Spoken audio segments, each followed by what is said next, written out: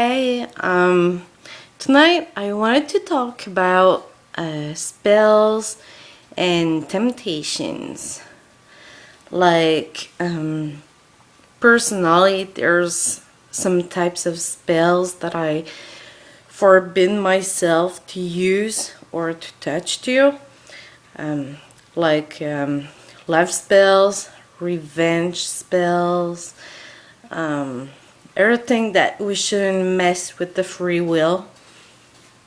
Uh, so, um, I wanted to talk about those types of spells and the temptation.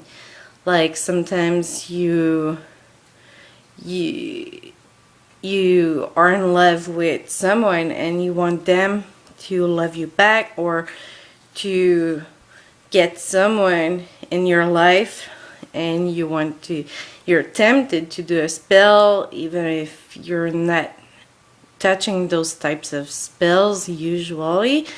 So there's always, sometimes there can be a temptation to do something about that, and even if you try to not touch the free will, but it's dangerous because when you touch the feelings and those emotions of love that you get from somebody else, it's something that for me, it's a big no-no.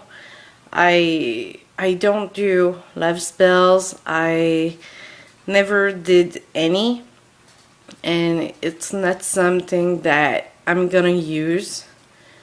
I'm single for many years now, but I'll still prefer to be single and find the person when it's the right time, rather than risk playing with free will. Say hello. And there's also, like I said, the revenge spells. How many times could you get pissed at someone because they did something to you, and you just want to get back at them? As a witch, it could be dangerous to touch that subject, because you never know how it's gonna come back to you. There's a difference between a defensive spell, a protection spell, but when you get to revenge time, it's something else. So it's something still that I don't use. I've been doing some kind of binding spells. I did a protection spell for myself and the person that was hurting me, just so that they couldn't hurt me anymore. But I would never try to do a spell that would be mean and taken as a revenge. It's again, it's a big no-no for me.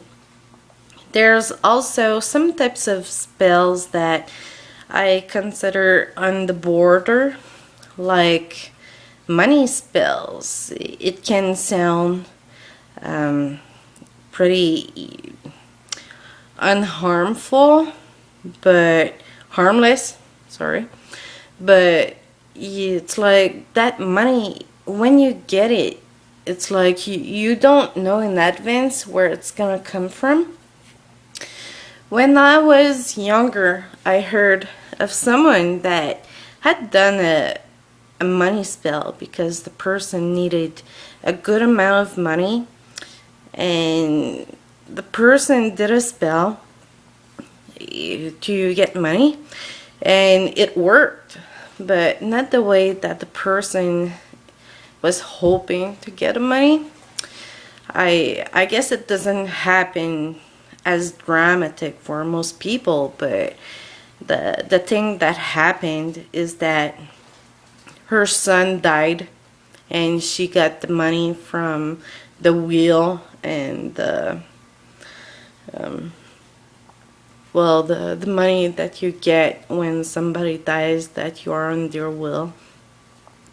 So it's not something that you would want to have your money coming from. So I guess when you do money spells, you have to be very clear that it has to not be affecting anybody else in any way from the way that the money is gonna come from. And that taught me that the times that I tried to do money spells to get money, I was really clear that it had to not affect anyone in any way, and that the money had to come naturally. Because I always had that story that I was told in the back of my mind, and the last thing that I would want is ask for money, and that the money comes from a place you didn't wish it came from. There's other types of spells that puts you in temptations, but those are pretty much the ones that comes on top of my mind that are usually some of the most desired spells to do. So love, revenge, money. So yeah, that's pretty much it. I'd be interested to know what you think about the temptations of spells. Do they Have you been tempted?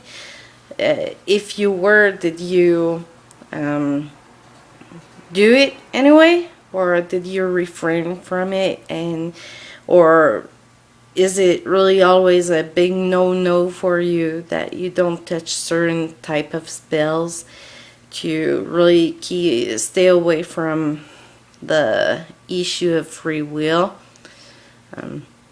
So do a video response or answer in the comments below.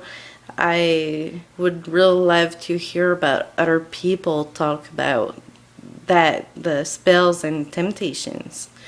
So till then, have a great night. Blessed be. Bye.